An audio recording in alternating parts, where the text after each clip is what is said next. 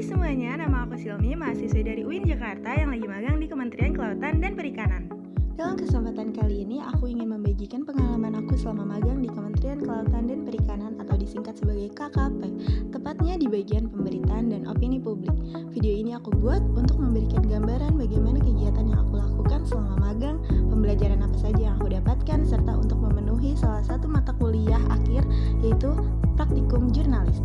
Kementerian Kelautan dan Perikanan, khususnya pada bagian pemberitaan dan opini publik, dipilih sebagai lokasi magang karena perannya yang signifikan dalam mengelola isu-isu yang relevan secara nasional, seperti pengelolaan sumber daya kelautan, peningkatan kesejahteraan nelayan, dan pengembangan ekonomi biru. Bagi mahasiswa jurnalistik, keterlibatan dalam pemberitaan mengenai isu-isu ini memberikan wawasan mendalam mengenai bagaimana informasi ini disampaikan kepada publik untuk mendukung kebijakan pemerintah.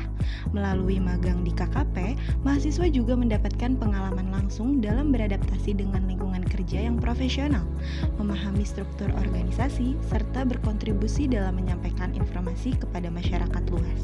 Dalam perkembangannya, telah terjadi perombakan susunan kabinet setelah sidang tahunan MPR tahun 2000 dan terjadi perubahan nomenklatur DLP menjadi Departemen Kelautan dan Perikanan atau disingkat sebagai DKP sesuai keputusan Presiden nomor 165 tahun 2000. Terbentuknya KKP pada dasarnya merupakan sebuah tantangan sekaligus peluang bagi pengembangan sektor kelautan dan perikanan Indonesia. Visi dari KKP adalah terwujudnya masyarakat kelautan dan perikanan yang sejahtera dan sumber daya kelautan dan perikanan yang berkelanjutan untuk mewujudkan Indonesia maju yang berdaulat, mandiri, dan berkepribadian berlandaskan gotong royong. Dan misi dari KKP adalah peningkatan kualitas manusia melalui peningkatan daya saing SDM KP dan pengembangan inovasi dan riset kelautan dan perikanan.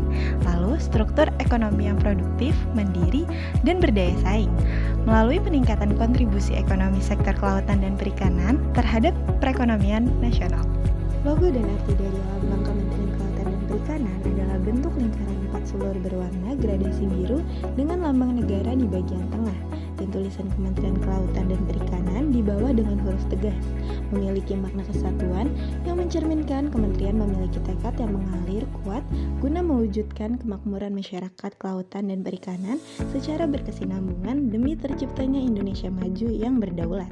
KKP memiliki beberapa platform digital, diantaranya ada website dan Spotify, lalu ada YouTube dengan 89.000 subscriber, ada Instagram dengan 242 pengikut, ada TikTok dengan 81,2 ribu pengikut, ada Twitter dengan 449.000 pengikut, lalu yang terakhir ada Facebook dengan 142.000 pengikut.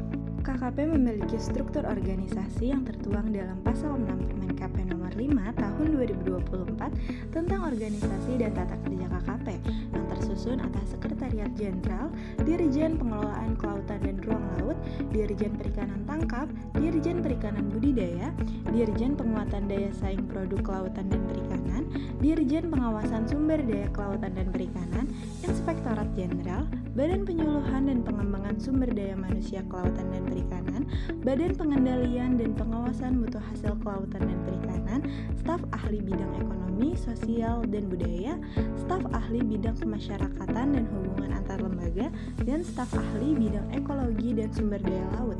Pada pasal yang sama, termaktub juga bahwa dibentuk pusat data, statistik, dan informasi serta pusat kebijakan strategis untuk mendukung pelaksanaan tugas dan fungsi dari KKP RI. Seperti yang tertera pada gambar, Biro Hubungan Masyarakat dan Kerjasama Luar Negeri di bawah Sekretariat Jenderal memiliki 6 tim kerja, antara lain bagian komunikasi kelembagaan dan perpustakaan, bagian kerjasama bilateral, bagian kerjasama multilateral, bagian dukungan manajemen, bagian layanan informasi publik, dan bagian pemberitaan dan opini publik. Praktikum jurnalistik di Kementerian Kelautan dan Perikanan pada bagian pemberitaan dan opini publik telah dilaksanakan selama rentan waktu 2 bulan. Berdasarkan penjelasan-penjelasan yang telah dijabarkan, selanjutnya saya akan menjelaskan tentang tugas dan tanggung jawab yang saya lakukan selama periode magang. tugas pertama yaitu penyusunan notulensi dan rapat persiapan. Penyusunan notulensi setiap rapat atau acara berlangsung untuk dijadikan bahan pembuatan berita oleh siaran pers KKP News. Proses bekerja dari kegiatan notulensi ini adalah mengikuti kegiatan secara runtun dari awal hingga akhir dan menyusun notulensi dengan jelas, baik dan benar. Selanjutnya adalah tugas transkrip. Dalam PKL ini, di KKP pada bagian pemberitaan dan opini publik, saya seringkali diberikan tugas oleh mentor untuk mentranskrip wawancara, khususnya wawancara yang dilakukan oleh Bapak Menteri Sakti Wahyu Trenggono selaku Menteri KKP dengan media-media. Proses pelaksanaannya dimulai dengan mentor saya yang memberikan audio wawancara, lalu saya mentranskrip dan langsung selesai pada hari itu juga. Dalam bagian bidang sosial media, saya turut membantu mengelola medsos dengan memberikan ide konten dan dimasukkan ke dalam dokumen planner sosial media BHKLN per bulannya. Jika ide yang saya berikan cocok, maka akan dilempar ke tim editing dan diupload ke akun media sosial seperti Instagram. Ide-ide konten ini bisa berupa feeds infografis, reels, games, dan Q&A dengan netizen melalui kolom komentar. Dalam bidang kejurnalistikan, saya memiliki tugas dan tanggung jawab untuk mempersiapkan podcast dan acara talk show. Dalam prosesnya, saya dituntut untuk aktif melakukan persiapan berjalannya acara tersebut dan notulensi selama podcast berlangsung. Setelah selesai, saya melakukan transkrip dari rekaman tersebut dan menentukan punchline untuk diupload ke media sosial. Kementerian Kelautan dan Perikanan ini memiliki konten podcastnya sendiri yang bernama Podcast Segara. Lalu saya turut menghadiri dan aktif dalam acara konferensi pers capaian akhir tahun Kementerian Kelautan dan Perikanan dari edisi 1 hingga edisi 4, di mana dalam acara ini disebutkan capaian-capaian yang telah dilakukan oleh Kementerian Kelautan dan Perikanan selama tahun 2024.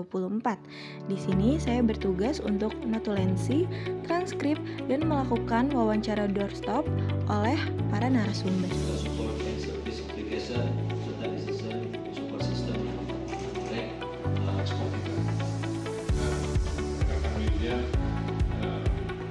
Tantangan ke depannya juga sangat kuat ya, dan menghadapi tantangan target itu tarik yang paling susah adalah harus ditarik juga dan sebagainya. Teori yang relevan dalam kegiatan magang saya dan bidang jurnalistik adalah teori agenda setting, di mana teori ini berfokus pada bagaimana media massa dapat mempengaruhi perhatian publik terhadap isu tertentu. Seperti selama saya PKL, teori agenda setting membantu menganalisis bagaimana KKP menggunakan media untuk mengarahkan perhatian publik pada isu-isu strategis, seperti ekonomi biru, pelestarian laut, atau program makan bergizi gratis. Melalui pemberitaannya, KKP dapat mengelola opini publik untuk mendukung kebijakan pemerintah dalam sektor kelautan dan perikanan. Kendala yang saya alami selama magang adalah kurangnya arahan atau bimbingan oleh mentor di awal magang terkait job desk dan jarak tempuh yang terbilang lumayan jauh.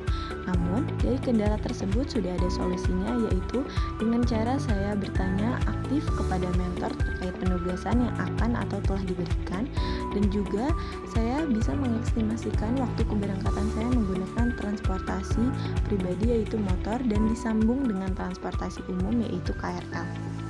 Selama magang di Kementerian Kelautan dan Perikanan, saya mendapatkan banyak pengalaman praktis yang dapat saya implementasikan khususnya pada dunia kerja. Dari mulai mentranskrip, notulensi, dan mempersiapkan acara-acara yang bersangkutan dengan jurnalisme multimedia. Selama magang di Kementerian Kelautan dan Perikanan, di bagian pemberitaan dan opini publik khususnya, melalui tugas transkrip wawancara, notulensi, dan keterlibatan dalam produksi podcast serta acara-acara, saya dapat berpartisipasi dalam penyusunan narasi strategis yang bertujuan mengarahkan perhatian publik pada isu-isu kelautan yang relevan. Kegiatan magang ini juga memperlihatkan bagaimana kementerian mengelola opini publik dengan menyajikan informasi yang konsisten dan berarah.